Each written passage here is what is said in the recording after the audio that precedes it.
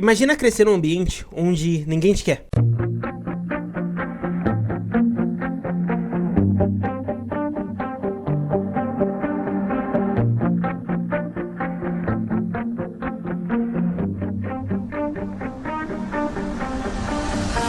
A sua própria existência é vista como um peso. Desde criança, você entendia que ou você se colocava acima de todo mundo, ou você seria esmagado. Bom, você não precisa imaginar.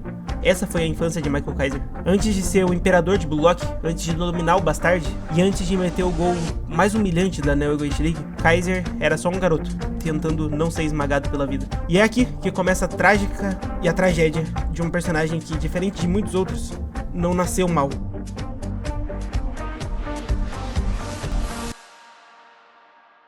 Mas foi quebrado até ficar assim. Bom, a gente não sabe muito sobre a infância do Kaiser, mas o que a obra deixa claro o suficiente pra gente é conseguir entender o estrago. Ele cresceu num ambiente completamente disfuncional. Pais ausentes, violência verbal, física, um lugar onde carinho, apoio e aceitação eram inexistentes. E o que acontece com uma criança que cresce nesse tipo de ambiente? Ela aprende uma lição básica. Se eu não for o melhor, eu não vou ser nada. O Kaiser virou aquilo que chama de narcisista por defesa. Ele construiu um castelo de arrogância, de prepotência. Tudo pra esconder o vazio gigantesco que existe dentro dele. É aquela lógica. Se eu fizer todo mundo olhar pra mim, ninguém vai perceber o quanto eu tô quebrado por dentro. O Kaiser não cresceu querendo ser amado. Ele só queria não ser pisado.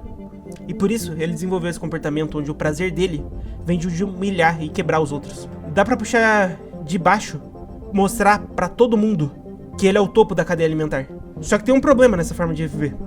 Quando você sobe a escada da vida, destruindo os degraus debaixo de você, na hora que você escorregar, você não tem pra onde cair. E é justamente esse destino que o Kaiser tá começando a encarar no pós-PXG. Mas calma que a gente tá indo por parte. Bom, quando a Neo Egoist League começa, o Kaiser já tá sendo apresentado como o final boss da primeira fase. O cara que todo mundo teme. O jogador que tem um domínio técnico absurdo, uma visão de jogo genial e um ego que não cabe dentro de um estádio. Ele é um dos 11 da New Gen. Ele é um jogador que não depende de ninguém, faz tudo sozinho e é obcecado por vencer a qualquer custo. E no começo, o Kaiser realmente parecia imbatível. Ele humilha o Izag, faz o time do Bastard girar em torno dele e mostra que dentro do campo, ele é praticamente enviado por Deus, uma força da natureza. Mas o que ninguém percebe é que o Kaiser já começa a mostrar nos primeiros sinais de rachadura emocional quando o Izag chega. Porque o Izag, ele chega só como um novato, mas com o passar dos jogos, o Izag vai crescendo e evoluindo. E o Kaiser, bom, pela primeira vez em muito tempo ele começa a sentir uma coisa que ele odeia. Essa ameaça. O olhar dele muda, a maneira como ele fala com o Ness muda, a obsessão dele por esmagar o Izag aumenta. O Kaiser, que sempre foi frio, calculista, começa a agir mais no impulso, começa a forçar jogadas, começa a arriscar mais do que deveria. E por quê? Porque o ego dele não aceita. O Kaiser não pode aceitar ser ultrapassado, nem por um único segundo. Porque se isso acontecer, a máscara dele vai cair. No jogo contra o Barça, o Kaiser ainda se segura. Ele ainda consegue mostrar a genialidade dele, mas a forma como ele reage durante o jogo já entrega o estado emocional dele. Ele tá pilhado, ele tá obcecado em ser o centro das atenções. Qualquer jogada que não passe por ele já irrita. O Ness, que antes era o fiel escudeiro, começa a virar um saco de pancada emocional. E o Izag tá cada vez mais cortando o espaço de diferença entre eles. O Kaiser tá começando a perceber que pela primeira vez ele tá jogando uma partida onde o protagonismo tá fugindo das mãos dele. E mano, pensa comigo, pra um cara que tem um histórico desse, de abandono, rejeição e um trauma de infância que ele tem, isso é um gatilho emocional gigantesco. E aqui, a partir daqui, a trajetória dele vai ficando cada vez mais sombria. Porque o que começa como uma simples rivalidade dentro de campo, logo vai se transformar numa verdadeira batalha psicológica, onde Kaiser vai ter que encarar o maior adversário da vida dele, o próprio passado. Bom, depois dessa vitória contra o Barça, o Kaiser entra na partida contra o Manchester City, ainda com aquele ar de superioridade. Pra ele, era só mais um jogo pra mostrar que ele continuava sendo o dono da bola. Mas o que acontece? O Izag começa a incomodar, de verdade dessa vez. O Kaiser, que antes via o Izag como um inseto, agora começa a perceber que o moleque tá crescendo num ritmo assustador. O Izag começa a prever as jogadas, a contestar decisões, criar oportunidades que deixam o Kaiser com cara de tacho. E a pior sensação de todas, o Noah, aquele que sempre parecia ter olhos só pro Kaiser, agora tá com os olhos grudados no Izag. E isso dói mais que qualquer derrota pode doer pra ele. Mas voltando, é aqui que a gente entra na parte mais doentia da personalidade do Kaiser. A relação dele com o Ness. O Ness sempre foi aquele fiel escudeiro, o cara que fazia de tudo pelo Kaiser, o tradutor de sentimentos, o único elo emocional que o Imperador tinha com o resto da humanidade, com os plebeus. Mas quanto mais Kaiser se sente ameaçado, mais ele começa a descontar a frustração em cima do Ness. O tom de voz dele muda, o jeito de olhar pro Ness fica mais frio, mais cruel. Ele começa a humilhar o Ness. E o Ness só aceita tudo. Porque o Ness também tem seus traumas, também tem seus complexos, e também tem medo de perder o pouco afeto que ele recebe do Kaiser. É uma relação de dependência emocional absurda. O Kaiser precisa do Ness para alimentar o ego dele, e o Ness precisa do Kaiser para se sentir que é útil. Sinceramente, nesse ponto, os dois são navios afundando, um segurando o outro, achando que assim vão se salvar, mas em real, eles só estão se afundando mais rápido. Bom, a partir do Mannshine, a rivalidade entre o Kaiser e o Izag deixa de ser só futebolística e vira pessoal. O Kaiser começa a jogar pra não ganhar um jogo, mas pra destruir o Izag.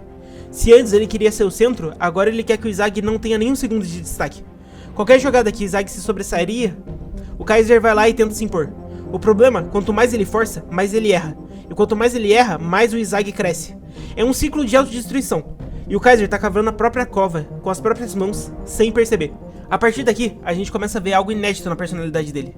O desespero. Aquela imagem de imperador inabalável, o enviado por Deus, tá começando a rachar. E o pior, o Kaiser percebe isso. Ele sabe que tá perdendo o controle. Ele sente que tá ficando previsível, que os adversários estão começando a ler o jogo dele, que o Izag já tá um passo à frente. E pra um cara que sempre construiu o próprio valor pessoal em cima de ser o melhor, isso é simplesmente aterrorizante. No jogo contra o Ubers, a situação fica ainda pior. O Kaiser se vê contra um time que funciona como um organismo coletivo, com uma defesa sólida e um Snuff no comando, que é o completo oposto de tudo que o Kaiser representa. Enquanto Snuff e Dom Lorenzo pregam um trabalho em equipe, a construção coletiva, o Kaiser continua insistindo nessa individualidade tóxica. Resultado, ele começa a ser engolido em campo. E o Izag de novo se destaca com o Hiyori. Cria jogadas, antecipa movimentos, assume o protagonismo. Ele merecia ganhar aquele jogo. Cada vez mais isolado, cada vez mais preso dentro da própria bolha do ego. Mas agora uma bolha que tá prestes a estourar. E a gente chega então na partida mais importante da Neo Egoist League. Bastard versus PSG. Se você achou que o Kaiser já tava mal antes, meu amigo, agora ele afunda de vez. O Kaiser se vê tendo que dividir o campo com o Rin, Shidou e o Izag, que tá simplesmente impossível de ignorar. Enquanto todo mundo do time tá evoluindo, o Kaiser tá em queda livre. O Izag começa a construir jogadas que deixam o Kaiser no chinelo. Os próprios companheiros do time do Bastard começam a olhar mais pro Izag do que pro Kaiser.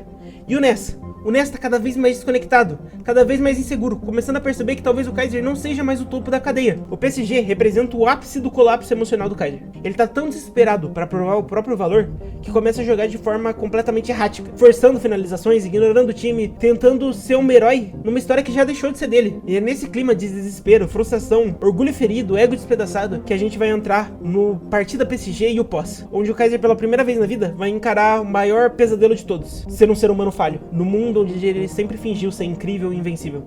Nesse fim de jogo contra o PSG, o Kaiser percebeu, foi mais que uma derrota no placar. Foi uma derrota pessoal pra ele. Ele não perdeu o jogo, perdeu o controle da própria imagem, do próprio ego, da própria mente. Um homem que por tanto tempo construiu sua identidade sobre ser o rei do futebol, viu esse castelo destruir na frente dele. E agora?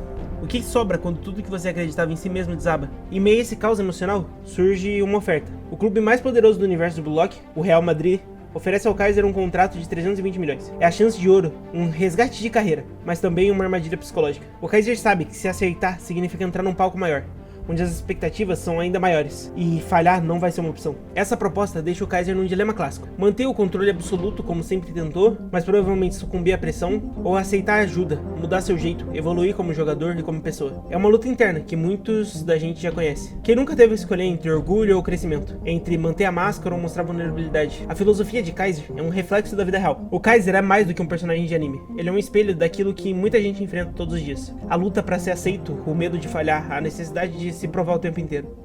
E a dor profunda de sentir que mesmo depois de tanto esforço, você ainda não é o suficiente. O Kaiser ensina que não importa o quão forte você seja, todo mundo tem um ponto fraco. Às vezes, a maior batalha é aquela que travamos dentro de nós mesmos. E que o verdadeiro poder não está em humilhar os outros, mas sim se levantar depois da queda. E é isso que faz dele um personagem tão real e tão humano. Porque no fundo, todo mundo tem um pouco de Kaiser dentro de si. Mas é isso, com isso eu finalizo minha reflexão sobre o Kaiser. Se você curtiu essa análise, por favor, considere deixar o like, comentar sua parte favorita, se inscrever no canal, além de virar membro. Se você quer que eu faça algum vídeo sobre outro personagem da Liga Neo Egoist, manda aí nos comentários.